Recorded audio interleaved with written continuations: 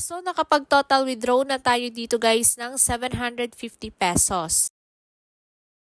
So for today's video guys ay gusto ko lang kayong i-update dito kay Fidelity na kung saan guys ay pwede tayong kumita dito ng GCash araw-araw.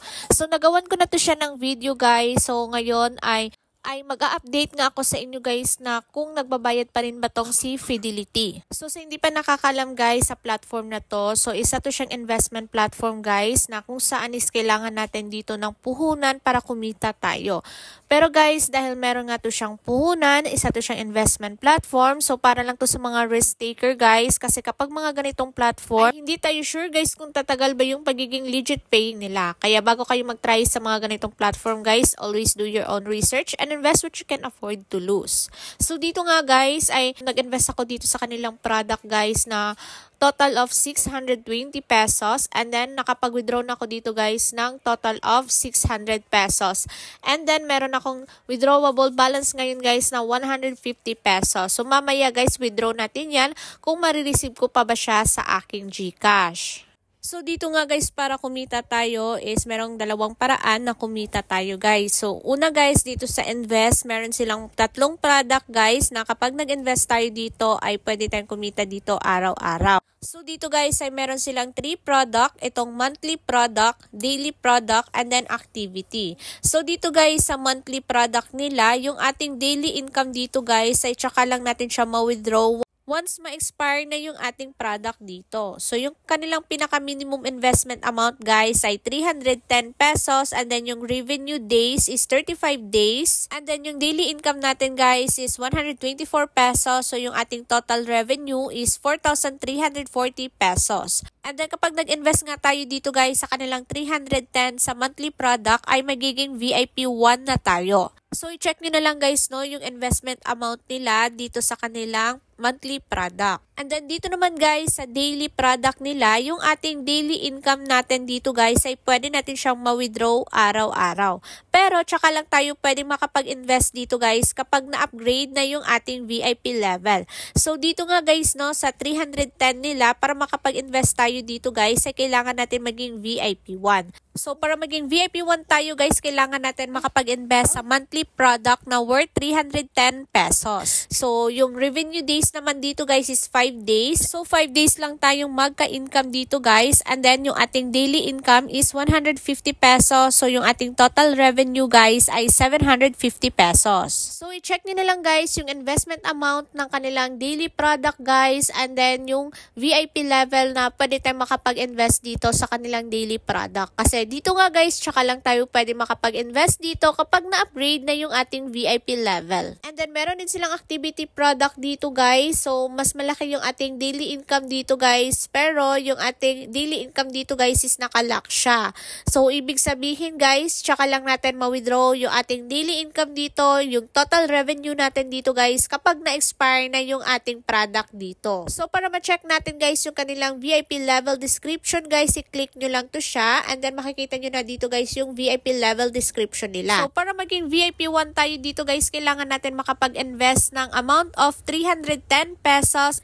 And then para maging VIP 2 naman guys is yung investment amount is 7,000 pesos. So i-check nyo na lang guys yung VIP level description nila dito. So ako nga guys ay VIP 1 ako dito guys, and then yung total na ininvest ko dito guys ay 620 pesos. Kasi yung ininvest ko dito guys na product is itong monthly product nila na 310 pesos and then itong daily product nila guys na 310 pesos. So yung total guys na ininvest ko dito is 620 pesos. And then nakapag total withdraw na nga ako dito guys ng 620 pesos. So ito yung daily income ko guys sa kanilang daily product. And then dito sa my order guys, dito natin makikita guys yung product na ininvest natin. So makikita natin dito guys yung ating daily income and then yung na-earn natin na income guys. And then makikita din natin dito yung order time and then yung expire time ng ating product. So kung gusto nyo ditong mag-invest guys and mag-deposit, so i-click nyo lang tong deposit guys. So enter nyo lang dito guys kung magkano yung gusto nyong i-deposit. And then for example gusto nyong i-avail yung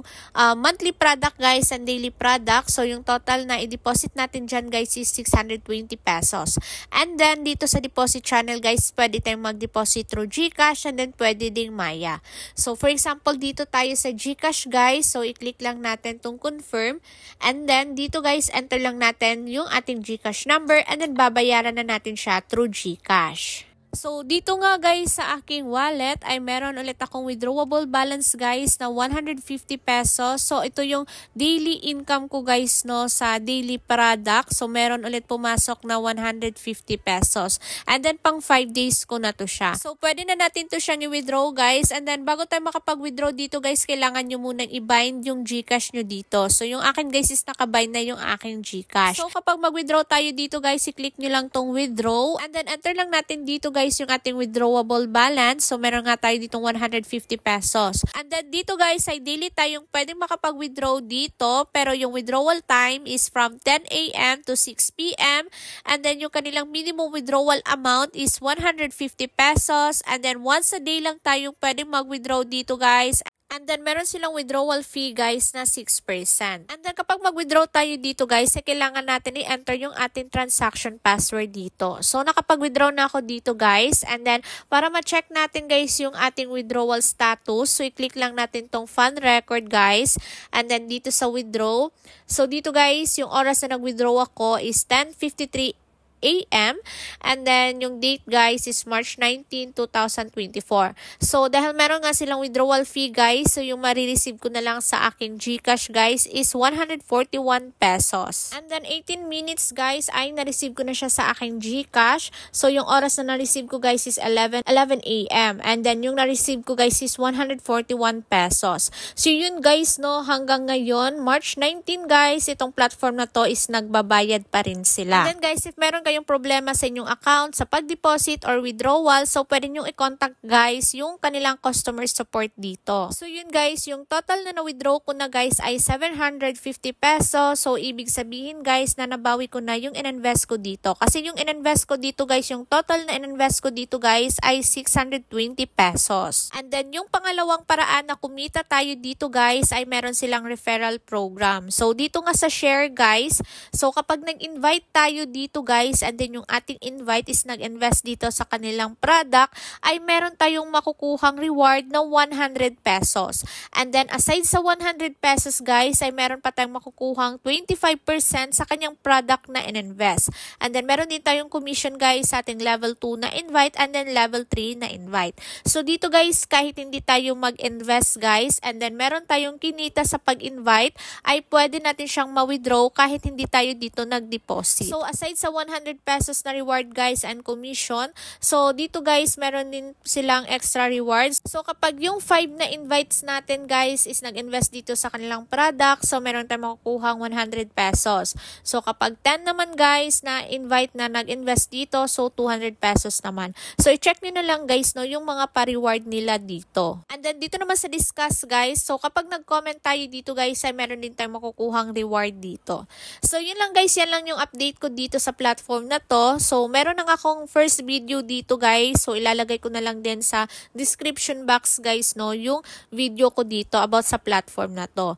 So, ayun guys, dahil meron nga to siyang puhunan. So, nasa inyo pa rin yan guys ha if gusto nyong mag-invest dito. Kasi kapag mga ganitong platform guys ay medyo risky siya kasi meron nga siyang puhunan.